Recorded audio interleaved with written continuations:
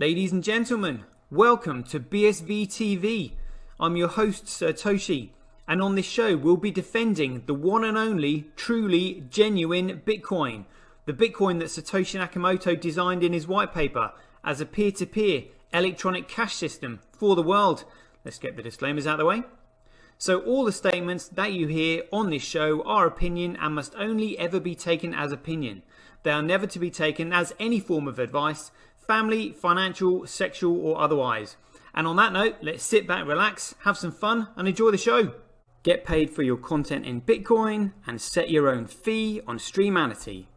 Yeah, I'm not surprised I wasn't asked why I'm convinced Craig is Satoshi. I posted on Reddit. He signed in my presence using the private key from block number one, the very first mined Bitcoin block, on a computer that I'm convinced had not been tampered with, on software I'm convinced that had not been tampered with, a message of my choosing. At Enchain, we've just funded a number of universities doing, so far, a test up to 1 gigabyte because it validates what we've already done independently. We've tested up to 380 gigabyte blocks. We've tested 1 million transactions a second and transaction sizes up to 20 megabytes. Super complex scripts, basically ones that can run operating systems. That's all of global commerce times about 50. On top of that, we can have complex scripts. On top of that, we can scale each of those transactions 1,000 times, which effectively means about 1 billion transactions per second, which means we can then have all derivatives, all complex trades. That means high frequency trading. It means everything that happens globally. Is the market that effectively BSV is going for, is that global e-commerce, which is currently valued at $29 trillion? No, that's too small. Buy and sell Bitcoin instantly at bsvgravity.com. And you can now book and pay for your winter holiday at skibsv.com. Alrighty people, it looks like we are live. Sexy 6 o'clock rather than live at 5. Sorry about that, always life gets in the way sometimes. But welcome to Satoshi TV. AKA Bitcoin is VTV, Bitcoin TV, because Bitcoin is BSV. So the reason we broadcast on Twitch is because YouTube have already deleted 2 of my channels and they were preventing me from editing my shows and they were deleting episodes. Absolutely insane. So I thought, right, I'm going to have to do something about this. So now we broadcast live on Twitch, upload the full episode up onto Streamanity where you can set your own fee according to how you judge the quality of your content. And then we put it up on to YouTube a week later with all the edited bits out. So the first bit I want to get into... I'm kind of like a mixture of emotions on this bit, so I'm going to edit this bit out of the YouTube show. So if you do want to see the full episode, please, you can go to Streamanity. But this is an example of what is going to come, and as you'll hear, unfortunately. Like I say, these shitcoiners with shit for brains, and I do sort of like say, shit for brains kind of like tongue-in-cheek, but it is going to be devastating for them because like literally they do not have the intellectual capacity to understand Bitcoin and what they've got themselves into. And because they don't understand it, this leads to frustration. And they've invested in this, they've believed all the bullshit narratives. They don't have a clue about the fundamentals, and we're gonna watch this guy here, absolutely livid. But that's shitcoiners for you. So check this out. Let's get into some gossip. This is what we want. Oh, and just before we get into some gossip, we'll just remind ourselves of how much the Bitcoin chain has grown more than that shitcoin. And again, I mean, look, they're not. Whoa, look at that. That was like 2.5. Earlier today. Now it's 2.8. God, that's over 300 megabytes in an afternoon. That's massive. Absolutely massive growth. And again, these shitcoiners just aren't looking at this. Spend all day looking at the effing price. It's absolutely ridiculous. But let's have a look at this Cobra thing. Here we go, right. So Cobra misses deadline to respond to Craig Wright's IP lawsuit. The deadline for Cobra to respond to Dr. Wright's white paper lawsuit has officially passed, with Cobra apparently deciding to take no action. Surprise, surprise. The suit concerns the publication of the famous Satoshi Nakamoto white paper on Bitcoin.org. Dr. Wright's lawyers originally wrote to Twitter user Cobra as the operator of Bitcoin.org, informing him that he is infringing on Dr. Wright's copyright in the white paper and requesting that it be taken down. As this was not done, Dr. Wright issued proceedings against Cobra on February 24th. Can't believe it was that long ago. Seems like yesterday. Bloody hell. Dr. Wright was granted permission to serve Cobra outside of the UK's jurisdiction on April 21st, 2021. As Cobra's identity is still unknown, Cobra was served via email to a Bitcoin.org account.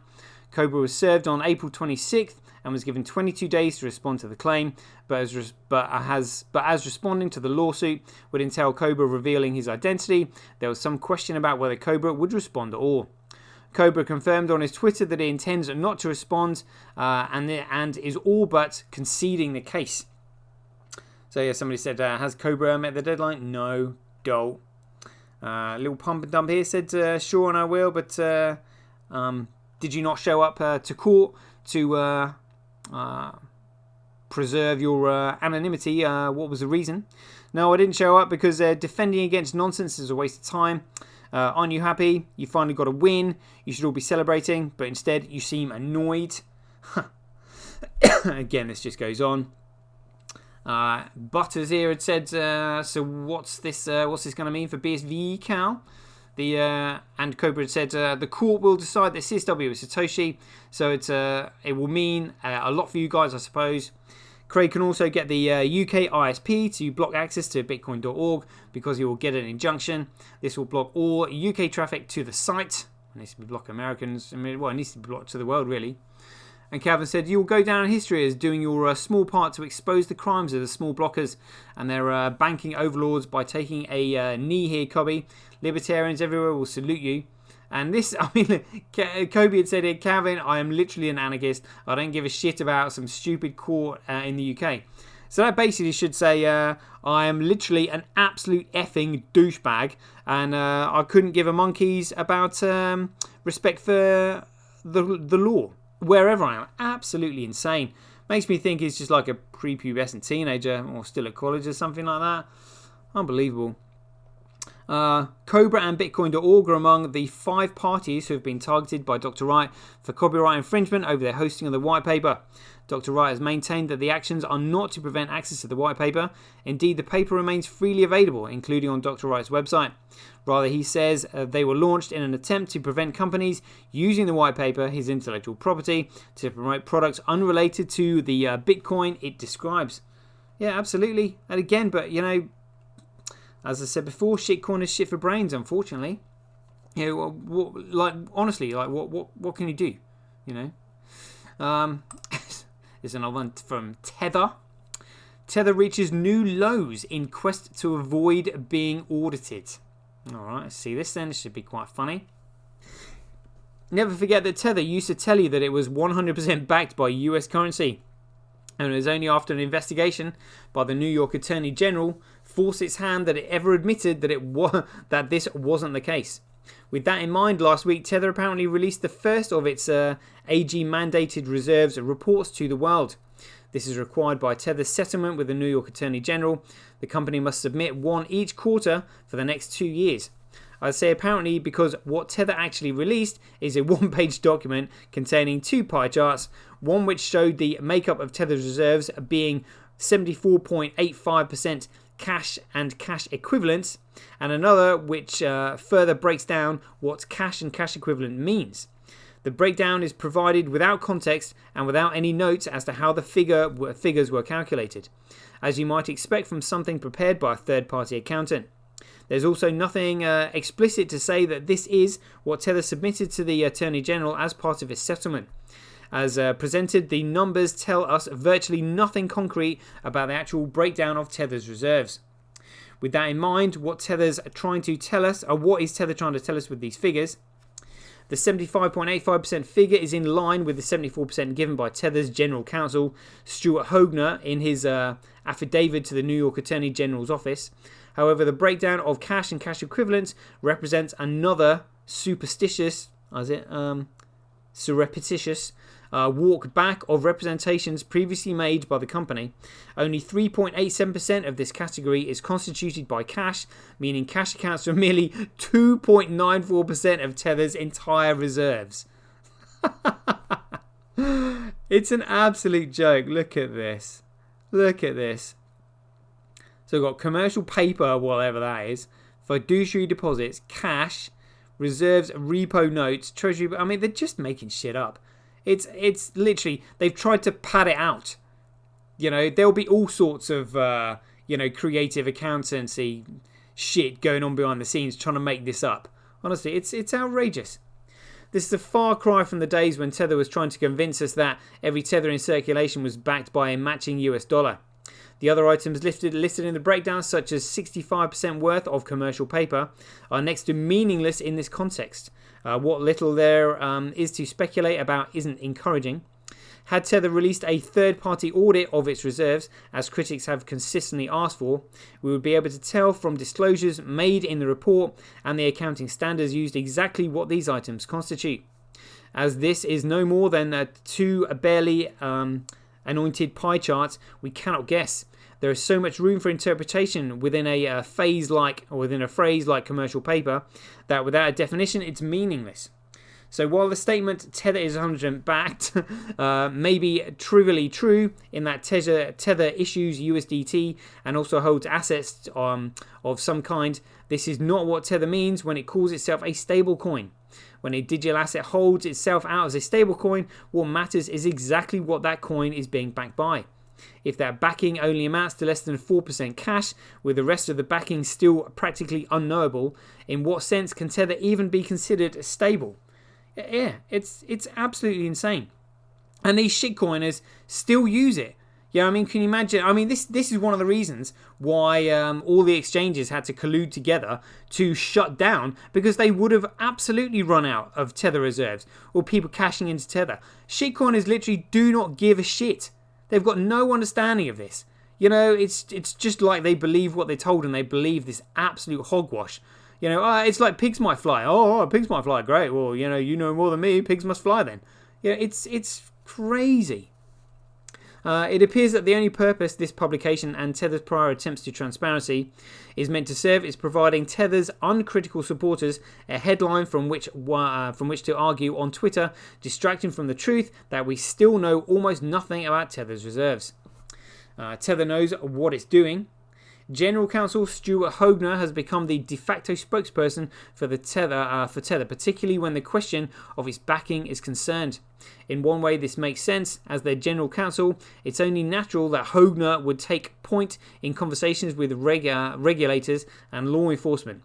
On the other hand, it is appropriate for Tether, via their in-house lawyers, to not only refuse to acknowledge the true details of the settlement with the New York Attorney General, but actively misrepresent it.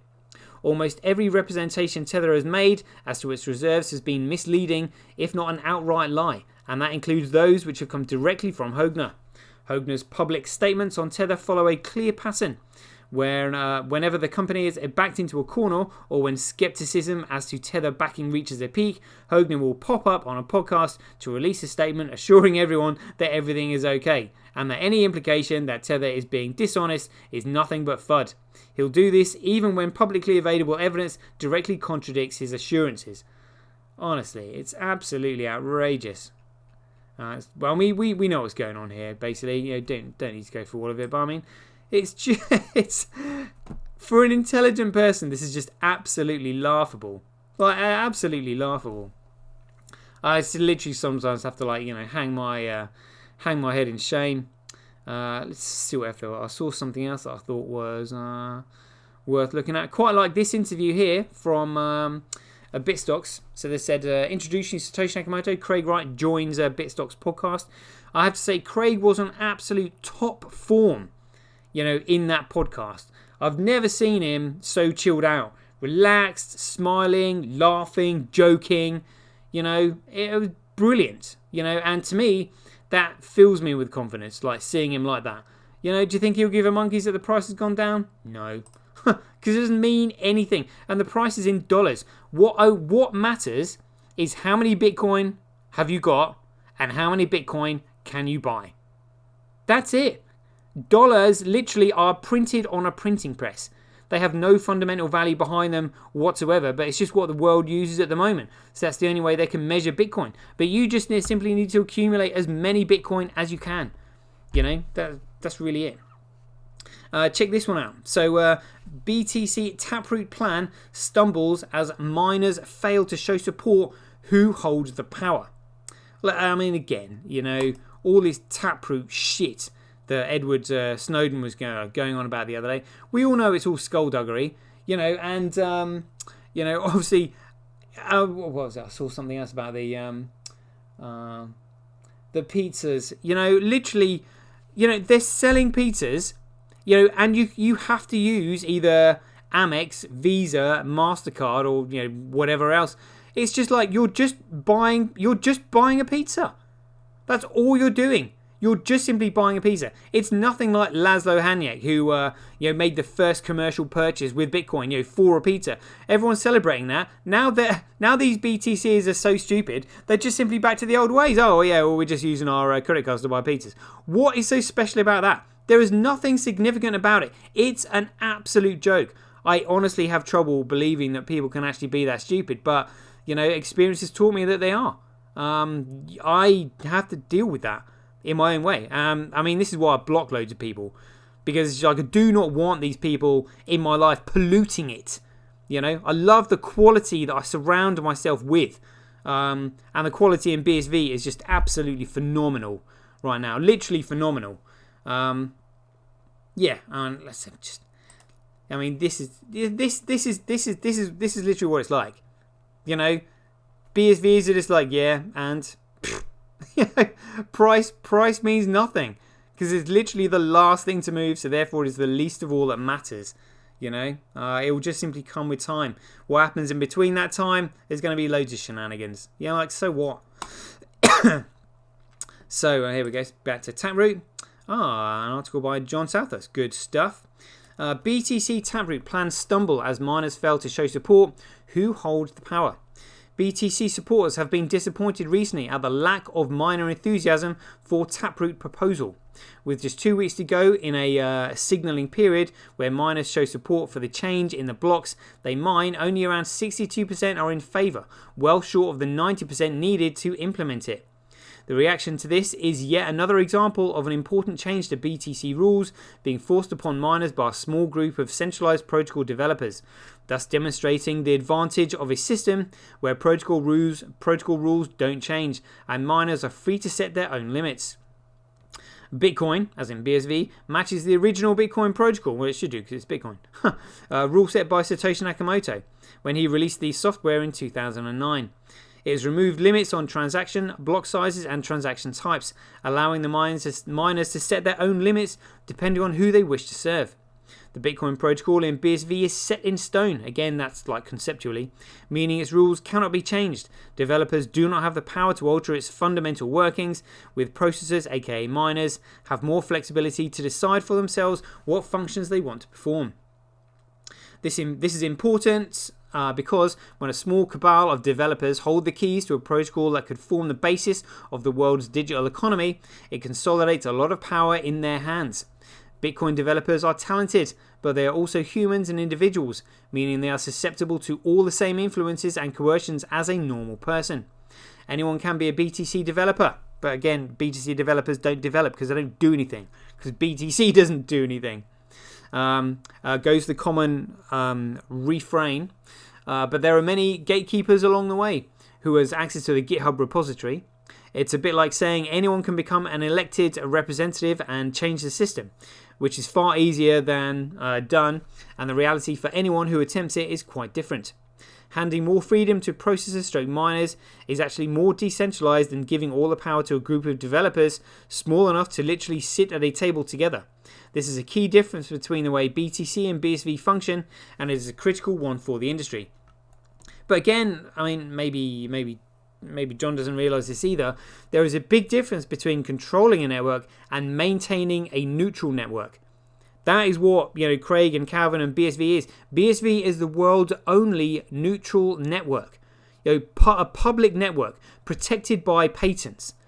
Because you cannot centrally control the chain, which means you have to, I suppose, guide other people to it by other ways, which is putting patents in place. So anyone and everyone can use it. What you don't want is a patent on a private blockchain, which is what the Crypto Open Patent Alliance are trying to do, because they're a bunch of idiots. That's why patents are really important. So the BSV function, and it's a critical one for the industry. So what is Taproot? Good question. Let's find out. Taproot, according to the BTC developers pushing it forward, would make complex transactions more efficient. Yeah, we've heard this all before, like on Lightning and all this crap, and help mask details of contracts, adding privacy by making them indistinguishable from ordinary payment transactions. First proposed by BTC developer Greg Maxwell in 2018, it uses Schnorr signatures, oh my god, and Merkleized abstract syntax trees to keep unexecuted parts of the contract off-chain, writing them to the blockchain only after contracting parties sign with top-level signatures. According to the rules set long ago by BTCs, that's was it Bitcoin Improvement Proposal 9, a change like this must receive at least 90% support from miners over a 2-week or 2016 block period before it can proceed. Miners signal support in the code for the blocks they mine. Only support is noted, while doing nothing is counted as non-support. In other words, there must be a total of 90% of 2016 blocks signaling support. At press time, there were 442 signaling blocks, which is 21%, and 240 non-signaling, which is 11%, with 1,360 blocks to go. The 11% of non-signaling blocks means it's now impossible to reach 90% signaling and lock-in Taproot within the current period. Among large mining pools, Antpool, F2 Pool, Poolin, and via BTC are considered supporting, while a BTC.com, Huobi Pool, Binance Pool, and 1Thash have not yet. Some miners have sent mixed messages signaling support with some blocks and not with others. Again, it's because miners are just as confused as every other shitcoiner. Literally, just because they've got a shitload of Bitcoin doesn't mean they understand it. They just got lucky. They just sort of downloaded the software, plug in, get Bitcoin. That's it. So they're making decisions based on ignorance because they don't understand it themselves. So it's just like there's going to be like toing and froing because they're gambling. That's literally all they're doing. Discussions surrounding the Taproot proposal on the Bitcoin Talk forum has noted the lukewarm miner response, lamenting that it's already too late to lock in the change and asking how this could happen and what should be done about it. There have been complaints that Bitcoin Improvement Proposal 9's 90% support requirement is too high, while others have suggested miners are either lazy or being deliberately constrained. There have even been some hints that miners not signaling for change should be made to explain themselves or even punished for their interaction or inaction. Dear oh dear. When someone suggested BTC developers were neutral on implementing Taproot, Maxwell himself replied, quotes here, "You say a lot of weird stuff. Bitcoin Core developers pushed this out. They're not remaining neutral. That would be a terrible abdication of their responsibilities as technical experts, of which they're not technical experts because they don't have a clue, which we already know." It harkens back to the years leading up to the 2017 BTC BCH hard fork, where the contentious issues was on-chain scaling, the big blockers versus limited on-chain capacity, and second-layer transaction networks, the small blockers. There clearly wasn't enough support among miners to reach 90% in a 2016 block period, but BTC core developers and the backers forced the change with heated arguments, censorship, and a negative PR campaign that browbeat miners into accepting it was inevitable. Those who disagreed eventually quit BTC altogether, causing the hard fork and leaving only the miners who supported it, allowing the 90% threshold to be reached. Absolutely outrageous. Absolutely outrageous. Yeah, so I won't read all of it, but yeah, you get the picture, guys. So 38 minutes. That's been a good show today. Shout out to people in the chat box. Got Aaron Gootfield, Diddy Weldon, Keith Fellows, Neezy's in there as well. Odin Horus, KP Dad, great stuff. Nice one. We haven't done Ding a Dong for a while. Let's do this, peeps. So I might use this as my thumbnail. Yeah, gonna set that up for today's show. Loving that. Right, peeps, put your handles and paymails in the chat box. Let's do this. Let's open up Mancash. Cough coming. There we go, nicely blocked. Right, rock on, Tommy. I'll do the one. Orange Kick's in there as well. Thank you very much for joining. Anybody can anybody see how many people we got listening? Because I can't see it on my notepad. Just text me, that'd be great, or jump it in there. Orange Kicks. Here we go. Orange Kick. There we go. Got it. Duro mode on. Swiping to send. Turning up that volume. Got it. Reform Too Many Coiner. That is a use it or lose it. Getting my memory. There we go. Swiping to send on the way. Orange Kids, you are welcome indeed. KP Dad 72 on the way to you. KPD, there we go, come straight up. Swiping to send, loving that. Aaron G, you are next. Here we go. AH, see if that comes up. Yeah, got it. Sweet. Swiping to send on the way. Here we go. Diddy, not Duddy. Here we go. Organising the ladies' night for the BSV channel very soon. Looking forward to that. Here we go, on the way. Odin Horus, you have to remind me what your one was. Put that in there. Here we go. BIG, there we go, got it. Keith Fellows, that's on the way to you. Swiping to send.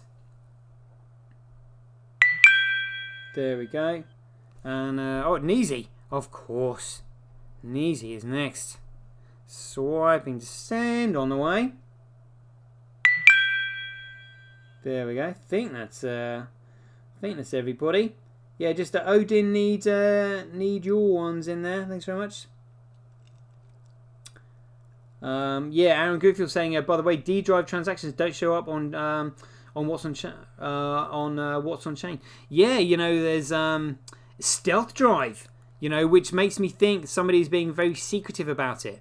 You know, I suspect it's either Tal or Hathor that might be mining those transactions, like testing the network. That's what I think is going on personally. Or any other explorer. But they show up on Bitcoin Blocks Live. You know, but yeah, it's like they're being hidden because they're not showing up on CoinDance either. So, you know, it's exciting times, people. You know, somebody is testing something big. It's like James Bond. All will be revealed soon.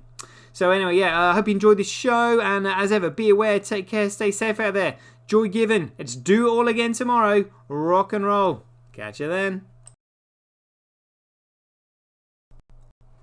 Get paid for posting your pics on Relica. Download the app now at www.getrelica.com. Get your tweet etched on Twitch, forever on the Bitcoin blockchain. Do it today at www.jointwitch.com. BuyBSV.live, the best place to buy Bitcoin SV online.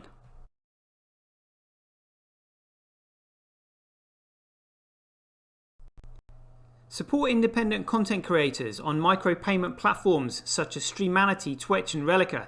We should profit from our data, not the large corporations who track, monitor and sell it.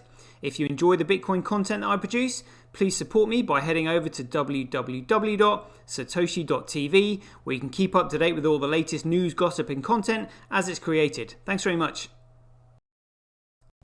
To get started in Bitcoin, go to freebsv.com, where you can claim your free Bitcoin. Then head over to Twitter and follow @IamSatoshi, where you can take part in his very generous and world famous free giveaways. The future of advertising meets the power of Bitcoin at Tonic Pow. Get paid for posting advertising campaigns to your social media profiles. Go to www.tonicpowads.com.